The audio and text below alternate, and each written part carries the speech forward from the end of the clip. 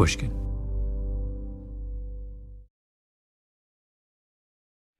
My good friend Adam Grant, author and psychology professor at UPenn, has a new book out, Hidden Potential, The Science of Achieving Greater Things. He sent me a draft months ago. I told Adam, I love it so much that when it comes out, I want to sit down and interview you about it, and we'll run the interview in the Revisionist History feed. Sure enough, Hidden Potential has now come out. And on Adam's publication day, he came to New York and joined me on stage at the 92nd Street Y for what turned out to be a really, really fun conversation, as we always have whenever we get together. So here it is. Thank you. Thank you all for coming. Adam, thank you for coming to New York. You know, we have done this many times. We have, and it's usually on my turf, not yours. This is what I was about to say. I was going to ask you what is different this time around, and that's exactly right. You have finally come to my house, and I was reflecting on this, and I was wondering, what kind of an idiot am I that I have agreed to go to your turf like 7 times in a row before demanding that we return the favor? This is like in basketball, this is like someone ceding, home territory and saying, oh, let's just do it at your arena. I will say, though, you once invited me to your actual house where we had dinner and you cooked. That's true. Do you remember this? Yeah, I wouldn't say that was necessarily to your advantage if I was cooking. But well, it definitely wasn't, because I've never told you this, but do you remember what you cooked? No. I think it was tilapia. Really? Or it was something that swims, and I don't eat seafood. Oh. But I didn't want to hurt your feelings, so I ate it. I feel like we're even. Adam, that's very touching. You took tilapia for me. I wanted to start. We're going to be discussing your book, Hidden Potential, but I'm looking at the blurbs on the back, and I just want to not read the blurbs, but just talk about who has blurbed your book. Okay, so the first blurb is from Serena Williams, right? World's greatest tennis player. The second blurb is from Mark Cuban, the famous owner of the Dallas Mavericks, the guy who was on Shark Tank. The third quote is from Malcolm Gladwell, me. The fourth quote is from Yo-Yo Ma, world's famous cellist. And the fourth quote is from U.S. Navy Admiral William McRaven. Okay, now, what's the theory behind the order? Why does Serena... Did she say, I'll give you a blurb if you put me first? Like, who decided she goes first? Did Cuban say, I'm willing to go second to Serena, but not, if I'm behind Gladwell, you're not getting what happened? How did that work? I didn't choose the order. It's not alphabetical. Wait, are you trying to argue for a higher placement than third? No. Is that what's happening here? No, I'm not sure. I'm not sure I belong third. I don't know why I'm ahead of. Why would I be ahead of Yo-Yo Ma? Yo-Yo Ma, in every way, is more culturally significant than I am. I will be dead and forgotten, and people will be listening to Yo-Yo Ma. Okay. William McRaven defends this country, and you have a blast. Like, where are your priorities, by the way? This is how you treat a guest in your home? Well, I mean, we have a history of me feeding you tilapia, so. All right, let's talk about your book, which I like a lot, by the way. Otherwise, I would not have blurbed it. You're interested in character, which that's sort of an interesting twist, isn't it? You would think an organizational psychologist would be someone who would be interested in structures and procedures and those kinds of things. Well, I'm a psychologist first, and I happen to do a lot of my work on people at work. But what I care about is people and the quality of their lives and how much they get to grow. And so if you happen to do that in an organization, great, but I could care less about the org chart. But I care deeply about helping people reach their potential. Yeah. I want to make an additional observation about your books as a group.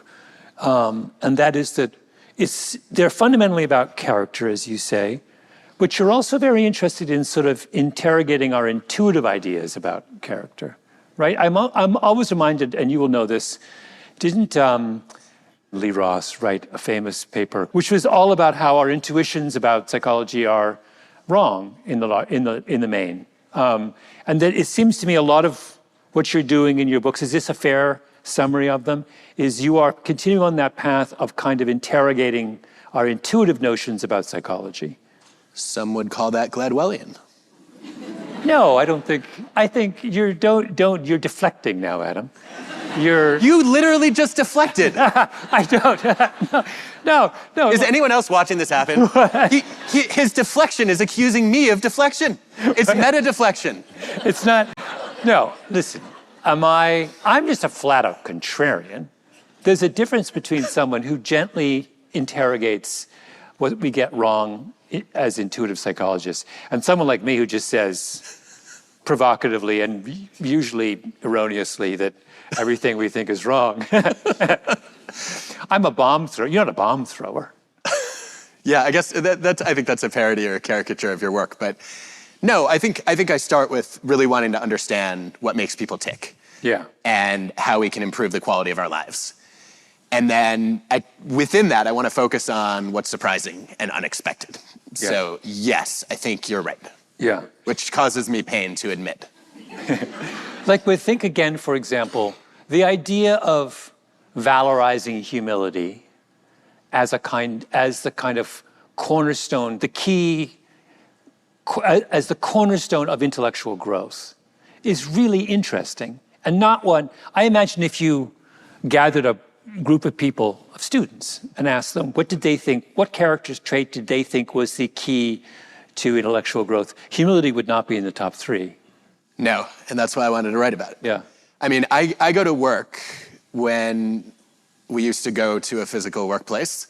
And still, when I go to teach, I walk into the classroom and I think, Donald Trump and Elon Musk both attended this fine institution. Yeah. What would I want the next Trump or Musk to learn? And strangely, humility is very, very high on that list. Yeah. Wonder how you could... So tell me about the thought process that led you to think, okay, the next stage in this journey through character, I want it to be about hidden potential. How did you get there? I went down this path because I was once told that I couldn't write. Who told you that? The Harvard writing office, my first week of college, when they recommended me for remedial writing. Yeah. Which I was then told was for jocks and people who spoke English as a 6th or 7th language. So, wait, keep going. This is interesting. Yeah, so I failed the required writing test as a brand new freshman. It was the first piece of feedback I got from Harvard. And if you think I had imposter syndrome before, like already worrying, like I'm the one mistake, I don't belong here, now I show up, I take the writing test, and they're like, nope, you must take an extra semester of writing, and you can't explain your thoughts coherently, and you don't know how to structure an argument. And I was like, I think I don't belong here. And I think that's the point, right? That's why I wanted to write this book, is we make so many judgments of other people's potential. Yeah. And so often they're driven by starting ability. Do you have the raw talent? Are you a prodigy? Do you look extremely capable? And if the answer is no, you think you should give up. Yeah. Because you don't have what it takes. And I think that's a huge mistake. I think it counts out a ton of late bloomers. I think it overlooks many, many slow learners. And I think it also prevents us from stretching beyond our strengths and actually achieving more than we believe we're capable of. But so, wait, but this is interesting, because I associate you're 18, can you give us a little more insight into your 18-year-old self? You said you had imposter syndrome. Why? I think I didn't have any sense of what it took to be a Harvard student. I remember going to my interview, and the interviewer was the first Harvard graduate I ever met. And I thought that was a different intellectual league. I didn't know if I was smart enough. I didn't have any patents yet. I did not get a perfect SAT score. But you got in. Yeah, but I didn't know exactly why or how. And they're just evaluating me from a bunch of pieces of paper, right? Which is a pretty poor proxy for somebody's potential. Yeah. Those of us who didn't get into Harvard are always baffled by those who did get into Harvard and profess to have imposter syndrome.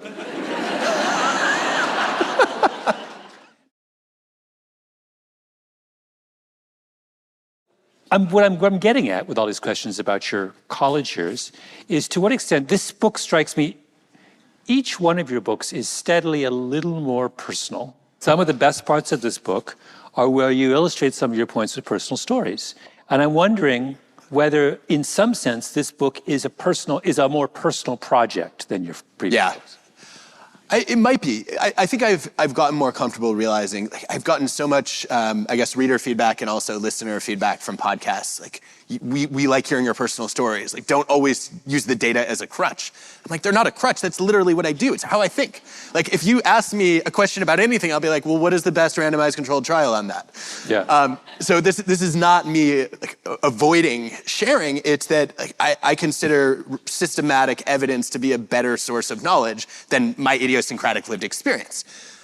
But I realize that a lot of people's brains don't work that way. And I think I've come around to the idea that, yes, if I'm sharing my story in service of explaining an idea or revealing a lesson, then that's not about me. That's actually me trying to offer a gift from my life to theirs. I think this book is a personal project because I've realized over the course of writing it that all my achievements that I'm actually proud of were things that I started out bad at. Yeah. And I thought most of my life the opposite was true. I thought what I was supposed to be proud of were the things that came naturally to me. So this is really interesting, and I want to dig into many parts of this. But I want to start with, we were talking earlier about the kind of hidden project in many of your books is interrogating our kind of lay notions of about psychology that are incorrect. And I'm curious about this. So the lay notion this book is, to your point you just made, the lay notion this book is focused on is we have this kind of veneration of innate ability. But in fact, what the evidence suggests is that many of the most important accomplishments we have are not about what we start with, but what we acquire along the way. And what I want to know is, what I'm curious about is, why do we have, in this specific respect, a lay notion that's so clearly at odds with the facts? Why would we venerate innate ability if innate ability is not nearly as important as, what's the reason for that? Such an interesting question. Off the top of my head, I think there are a couple of things going on. Number one, how many parents do you know that are living vicariously through their kids?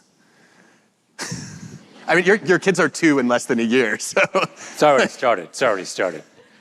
A lot of people, whether it's, wanting their kids to be highly intelligent or accomplished in their careers or, great athletes or incredible musicians, whatever dreams people have unrealized, they often impose on their kids. Mm-hmm. And I think saying I didn't have the natural ability is a convenient way to say, you know what? Maybe I didn't waste my potential. I didn't squander an opportunity, which is a lot of cognitive dissonance to live with. To say maybe I could have been great and I didn't have the right approach to learning or the right level of discipline or the right coach. Mm-hmm. That's unsettling to think about. And so I think just, kind of blaming, right, a lack of progress on raw talent, it lets us off the hook a little bit, would be one thought. I think the second thought is that when we see natural talent, we're just blown away by it. If you've ever watched a 4-year-old play Mozart, it's mind-boggling. And you realize that is a human that's cut from a different cloth than me. And so it's hard to ever see yourself in that person. I remember, actually, I'll give you a personal example on this since you invited me to talk more about myself. Sure. So this is about to become the Adam Grant show. Are you ready? Yes. All right. I remember when I'm an introvert. I'm shy. I was extremely afraid of public speaking. And when I decided I wanted to do it, I said, okay, I have to go and learn from great speakers. So the first thing I did was I watched videos of MLK's I Have a Dream speech. It was completely demoralizing. I mean, I watched this, I'm like, I will never, no matter how hard I work at this, I will never get that good. So I'm like, I might as well quit now. And I think that, it feels unfathomable, right? When you see that the innate ability differences between you and someone else could be that great, it just seems impossible for you. And so you assume then that that is what is required. But what you're doing with MLK is you're assuming that what you're observing is an innate. In fact, he grows up in an oral culture. He grows up watching his father and others preach sermons. I mean, he's surrounded in a world that is speaking in that vein. It's like he's actually not the right person to look at and see evidence of. That's exactly right, but we don't know it. Yeah, you watch someone as good as Martin Luther King Jr., and you think that's got to be a God-given gift. Yeah. There's no way he was ever bad at speaking, right? He's too good. It's impossible. What we don't see is the history you're describing. We admire people at their peak. We don't get to see the distance they've traveled. We don't see the fact that he started entering public speaking competitions when he was 15 years old. That he had 20 years of deliberate practice under his belt. That the year he gave the Dream speech alone, he gave over 350 speeches, which is probably as many speeches as you've given in your career, I would imagine. So I think we have unfortunate access to greatness. We see people at their peak, and we assume that they started far ahead of us. But is this a universal affliction or an American affliction? Because I bring that up because one of my favorite chapters in this book is you have a chapter on talking about the educational system in Finland and how much it differs from the American system and in its sort of assumptions about learning. And it doesn't sound like the Finns, at least as is expressed in their educational system, hold to a notion of innate ability and so what are we dealing with here? Is there something uniquely American about this idea? There may be, to some extent. I think when I think about what we do culturally in the US that's different from other parts of the world, there is a tendency to make the fundamental attribution error more in the US. You should define that. The tendency to attribute people's actions and station to their innate characteristics as opposed to their situation and affordances and opportunity and circumstances. An idea that you thoroughly decimated in Outliers, I will point out. But we still do it a lot in the US, right? We're an individualistic society. What we like to do is we like to say, okay, you are where you are because of the things that are inside of you. And I think you're right. I think in Finland, I think in Estonia, we could probably make a whole list of other countries. There's a stronger sense that every child has hidden potential. And it's the job of parents and teachers and coaches to realize it in two senses of the word. One, to recognize it, and then two, to develop it. It seems to me fundamentally paradoxical, and no one's properly explained to me why it would be the case that a culture like the United States, which is the highest achieving, you could argue it's the highest achieving culture in the world on a number of metrics, should have a notion about achievement that is fundamentally wrong. It just doesn't make any sense. In fact, if you said to me that America was the one place where people recognize that hard work, that everyone has a lot of potential and that it's revealed in hard work practiced over your life, and that trying to judge someone on the basis of their performance at 12 is a fool's errand. If someone said that is a distinctly American view, I would have said that makes sense. It doesn't make any sense at all that we should have it backwards of all cultures.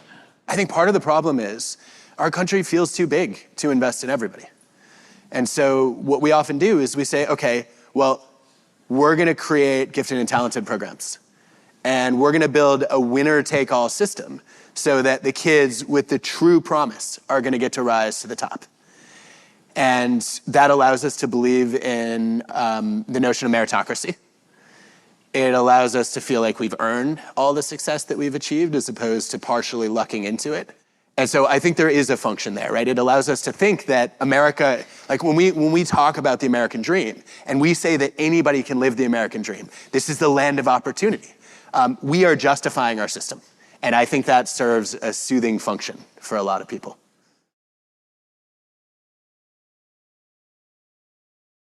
Another one of my favorite chapters in this book is about perfectionism. And it's sort of your critique of where perfectionism leads us, what it costs us. And you start with a really interesting discussion of your time as a diver in high school. and how you were a perfectionist. Can you talk a little bit about how your perfectionism manifested itself and how you came to believe it was self-defeating? Yeah, I actually, at first I didn't know I was a perfectionist when I started diving. And then at some point, it crystallized, and I thought it was a big advantage because in diving, I mean, you've all heard Olympic announcers say perfect 10s. And I thought, okay, in a sport that's judged on perfection, aiming for perfection has got to be the way. And it was such a liability for me, more than an asset. There were a whole bunch of things that I did that were counterproductive. One was I just wasted a lot of time trying to perfect easy dives as opposed to learning harder ones, which limited my degree of difficulty. I actually got an award one year from my teammates. It was the If Only Award. And there was a little drawing of me on a paper plate with a cartoon that said, if only I had pointed my left pinky toe on that dive, I would have gotten an 8.5 instead of an 8. And like, that's not what mattered. Like, I should have been stretching so I could actually touch my toes without bending my knees. That would have made me a better diver. I think not only did I focus on the wrong things, I ruminated a lot, I beat myself up a lot, and I was constantly shaming my past mistakes as opposed to trying to sort of educate my future self from those lessons, and that was not helpful. Probably the worst thing that I did, though, was the balking, where, in diving, when you're going to take off forward, you walk down the board and then jump to the end. Well, if my takeoff, if my approach wasn't perfect, I would just stop and start over, and stop and start over.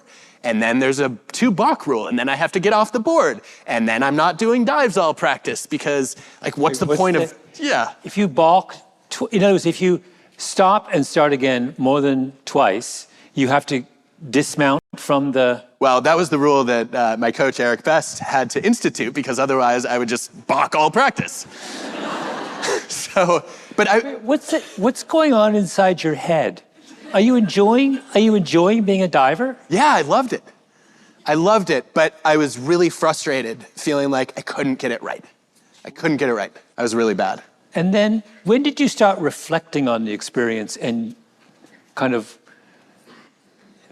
I think the reason I ask this question is, forgive me, Adam, if I could play Dr. Freud for a moment, and if you'd like to recline.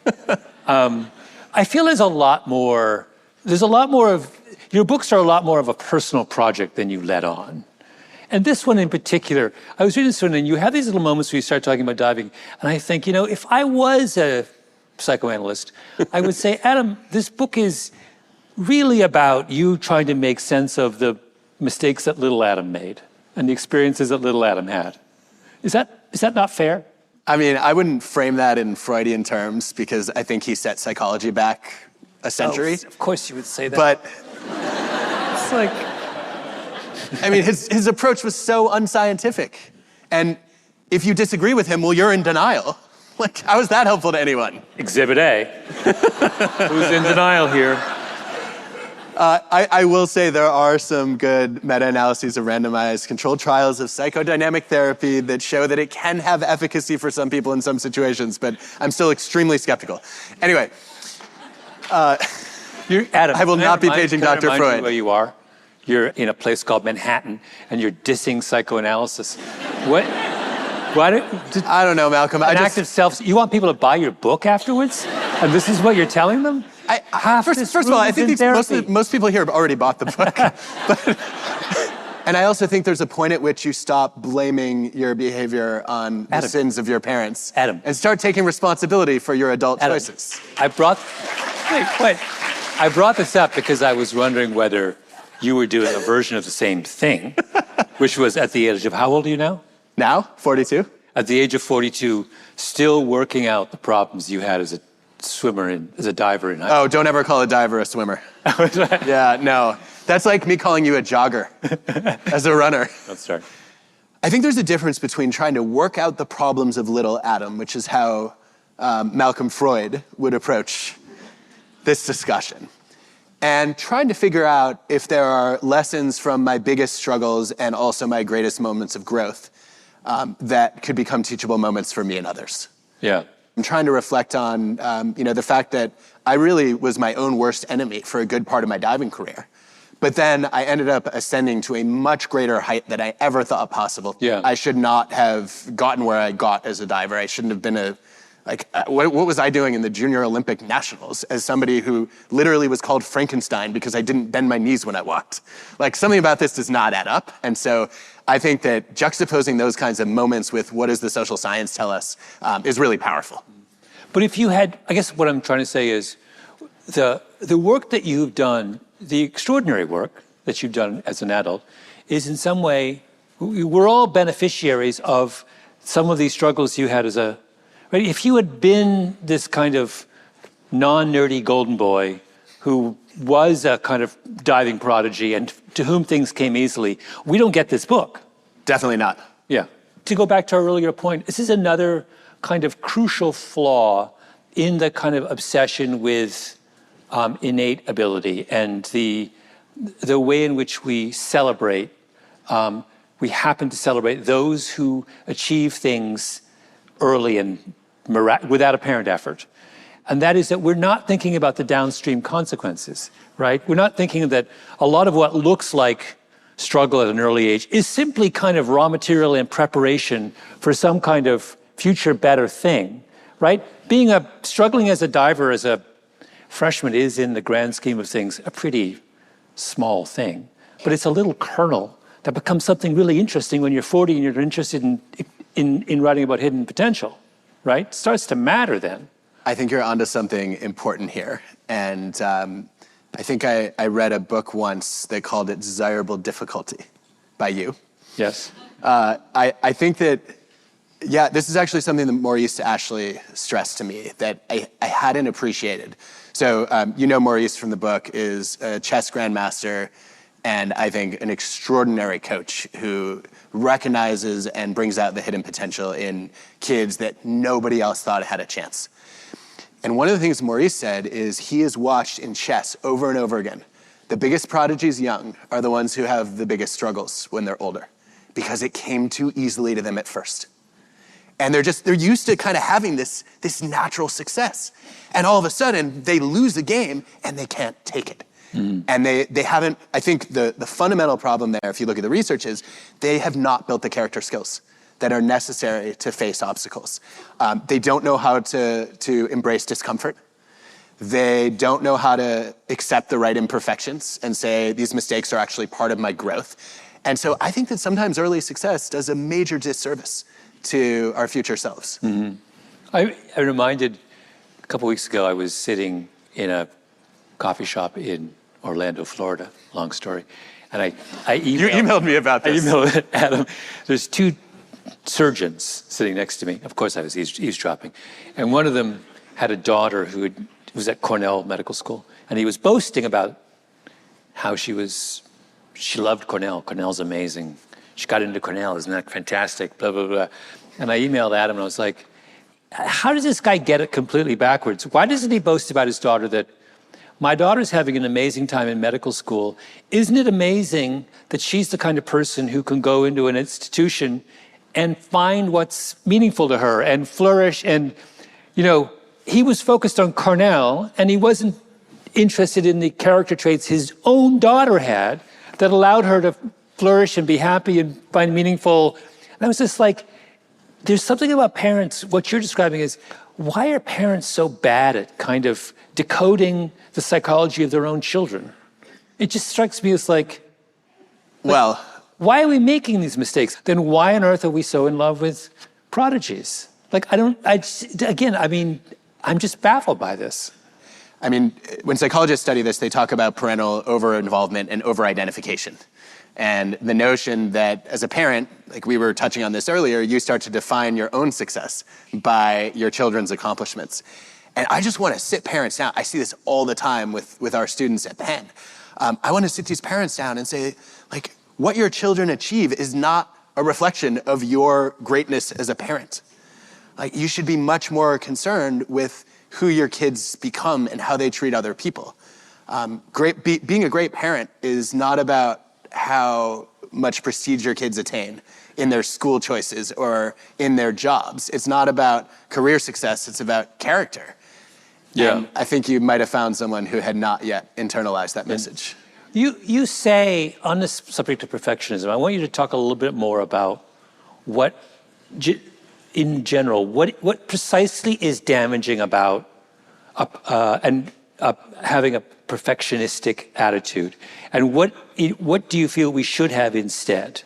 Okay, so if you look at the current work, which I think is the most comprehensive and rigorous to date, what we see goes wrong with perfectionists is one, they lose the forest and the trees. So they tend to focus on small details and overlook the big picture. Two, they do a lot of the rumination and sort of self-shaming as opposed to self-compassion that's necessary for learning from your mistakes. And three, they actually tend not to stretch themselves much. They want to focus on the things they know they can master, as opposed to venturing into uncharted territory. And by avoiding failure, they actually avoid risk-taking and they avoid learning and challenging themselves. And that means they end up with a static or even ever-narrowing comfort zone, as opposed to an expanding domain of expertise. You make the comment in the book that you think perfectionism of the sort you've just defined is on the rise. Why would it be on the rise? So empirically, perfectionism has risen in the US, in the UK, and the great nation of Canada. I think if you look at why it's increasing, what everybody does is they say social media. Like, it's got to be social media. Everybody has a perfect image of themselves on Instagram, and that's leading our kids to have unrealistic expectations. That may be part of the story, but guess what? Perfectionism started rising a generation before social media existed. It started rising when Mark Zuckerberg was in diapers. So there's got to be something else going on, and my read of the evidence is there are two things that seem to be contributing to it, and both of them are parental behaviors. One of them is rising parental expectations for kids, holding children to increasingly impossible standards. And two is increasingly harsh criticism of kids who don't meet those standards. So why would, okay, let's take one step further. Why would parents, I mean, it seems like an obvious question, but I don't know that I know the kind of good answer. Why would parents' expectations have risen? So we're talking about the 90s, 80s, 90s. What's driving parental expectations in that era? So we don't know. I think probably the consensus hunch right now is that the world has gotten more competitive. So, however hard it was to get into college in the 80s, it got a little bit harder in the 90s, and it got increasingly difficult over time. And so in a world that feels more and more zero-sum, I think we've probably seen a lot of talk about how the current generation of kids is the first in America that might not sort of outdo their parents or have a better standard of living than their parents. And so when you see that world, when you see a world of scarcity, you think, I've got to do whatever it takes to help my kids succeed, forgetting that the very things you're doing to try to help your kids succeed are just turning them into achievement robots who one day realize, like, this is no way to live a life, and burn out. How did your parents, would you think your parents were guilty of that? My mom used to tell me, Adam, no matter what grade you get, as long as you do your best, I'll be proud of you. And then she would add, but if you didn't get an A, I'll know you didn't do your best. She said it with a smile. I think she was half kidding, but I took it seriously. Yeah. So yeah, I guess there was a little, I didn't get the harsh criticism though, but I definitely felt like expectations were high. Yeah. The last chapter of your book, you talk a little bit about interviews and admissions and college admissions and things. And I had some big and some small questions about that.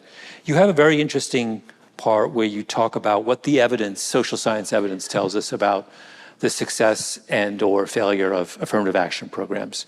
Can you summarize what social science tells us about that? Yeah, I went in to read the evidence to ask, like, what is the impact of these programs? A lot of people have strong ideological positions on them. I feel like my job as a social scientist is to look at the most careful research that's been done and try to paint the picture of what do we know. And I think what the evidence suggests is that affirmative action programs are a double-edged sword, even for the very people they're trying to help. So on the one hand, they do manage to open doors for people who have historically been denied opportunity by virtue of group membership. On the other hand, if you enter a university or a workplace that is known to have affirmative action, you perform worse if you are a beneficiary of that program than if the program didn't exist. So we see this with women, we see it with racial minorities. What happens is, and I don't think this will shock anyone, people start to doubt whether they really deserve that spot. Am I qualified? Do I belong here? It's a massive version of imposter syndrome and not the healthy kind. And then other people will question it too. And they're like, well, I don't think you really got in on your own merit. And that self-doubt and constantly being doubted by others, that takes a toll. It's exhausting to deal with. It's distracting to constantly question your capabilities day in, day out. And so, I came away from this evidence thinking, I don't know where I stand. I think that we're sort of damned if we do, and we're damned if we don't. But I do think there's an alternative approach that might be helpful to think about. Two questions about that. One is, why doesn't that same logic hold for the white beneficiaries of affirmative action? If I'm a legacy kid, gets into Harvard because daddy went to Harvard, why aren't I walking around with a big burden of imposter syndrome? I'm only here because daddy gave $17 million to... Does it not work? Are white people exempt? Can we just pause to acknowledge the fact you just called legacy admission affirmative action for white people? That's what it is. I think that's an accurate characterization. I think that not only should legacy admission be banned, I think that it used to be used by a lot of Ivy League schools as a tiebreaker. And I think it should be a reverse tiebreaker. If you're on equal footing with somebody whose parents didn't go to an elite institution, then you already had an advantage. So the other person should get in. Yeah. I think, first of all, a lot of people don't know who the legacies are. I think also there's not the same stigma. Historically, there hasn't been the same stigma associated with legacy admission. So affirmative action is seen as lowering standards. Yeah. And in most cases, it's not, right? It's just saying we're going to look at people who all meet the qualifications and requirements, and then we're going to make sure that those whose groups have been historically disadvantaged get a shot. But I think in the case of legacy, there hasn't been that stigma. It's been assumed, oh, you come from a genius family, you belong here. Yeah. So the problem is really not necessarily the problem is inherent in the notion of, in this case, treating a group of disadvantaged students differently. It's the narrative we tell around the policy that we don't have the same we have a disparaging narrative around racial affirmative action, but not a disparaging narrative around rich people affirmative action. Look, we had a Supreme Court ruling that happened as the book went to press. Yeah. And I think actually one of the ideas that I float in this book is maybe an option now that we ought to take seriously, which is maybe we should stop defining people by their group membership. Maybe instead of assuming that just because people came from a particular background, that they had the same degree of difficulty and the same adversity, we should actually get to know the individual students and find out the obstacles they faced, and then adjust our expectations of them according to how much poverty did they individually face, according to did they run into major challenges. And I think that seems like a much more fair way to give people who have been disadvantaged a real shot. Yeah. Wait, there's much to be said for that idea, and that's a longer conversation, but we're running out of time, but I have one last thing I want to say. I'm asking you to give me some advice, because I'm working on a book right now, and I deal with this very question we're talking about in this book. Are we talking about the revision of The Tipping Point? Yes. Or a different book? The revision of The Tipping Point. Are we allowed to say that publicly, that you're rewriting The Tipping Point? I'm revising The Tipping Point. And I was thinking of posing the following question. Given what you're saying, what advice would you give to a bright, ambitious African-American student who's interested in STEM, wants to be a doctor or engineer or scientist of some kind, who has two admissions offers, one from an Ivy League school and one from an HBCU? So one where she goes with the stigma of affirmative action, and one where she goes without the stigma. What would you tell that student? That's a fascinating question. I'm not sure I'm qualified to advise on it, is my first reaction. My second is... You wrote a book called Hidden Potential. Yeah, I'm trying to look at what works for most of the people most of the time. Okay. Not necessarily assume that I know the path that's going to be most effective for a complete stranger. I'd want to see much better data about what are the life trajectories of students with similar profiles who both have the same set of opportunities and then end up for a variety of reasons in one or the other. I guess the first thing I would want to do, though, is I'd want to know, what are your goals? Like, are you trying to maximize your status or objective career success? Are you trying to lead a life you can be proud of? Are you pursuing happiness or meaning? I think there are lots of different outcomes, and I think the big mistake that I see, I've had a lot of students come by office hours with these kinds of dilemmas. Over the years, often they're grad school dilemmas or their job dilemmas, but sometimes it's high schoolers trying to choose a college. And the main advice that I find myself giving them is to say, you don't want to just define your success by achieving your goals. You should think about success as living your values. If you have a career target that you hit, but it requires you to compromise your principles, that's not success, that's failure. And it's the worst kind of failure because you've abandoned what matters most to you. So why don't we talk about what your values are? Is one of your core principles to break to break glass ceilings? Do you want to prove to people that other people can follow in your footsteps? Karen Knowlton is here. Karen did some brilliant work on being a trailblazer. Is one of your core priorities in life to open a door and clear a path for other people? If so, you can ask, do I want to do this by starting out in an Ivy League school? Or do I want to go to an environment where I might be more supported and maybe it's easier to blaze a trail later? I don't know. I can't predict the future.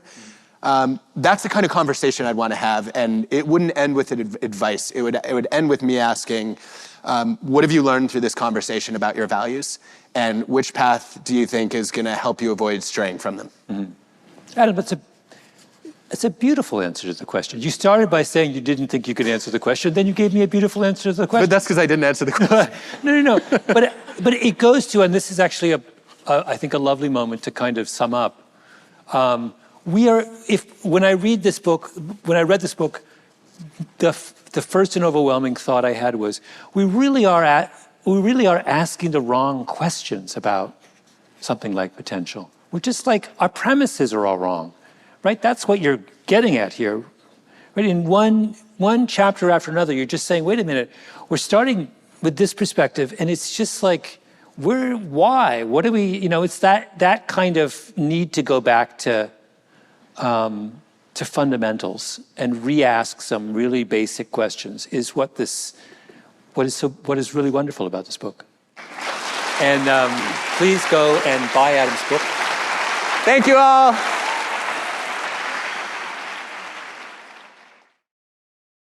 This bonus episode of Revisionist History was produced by Nina Lawrence and Jacob Smith.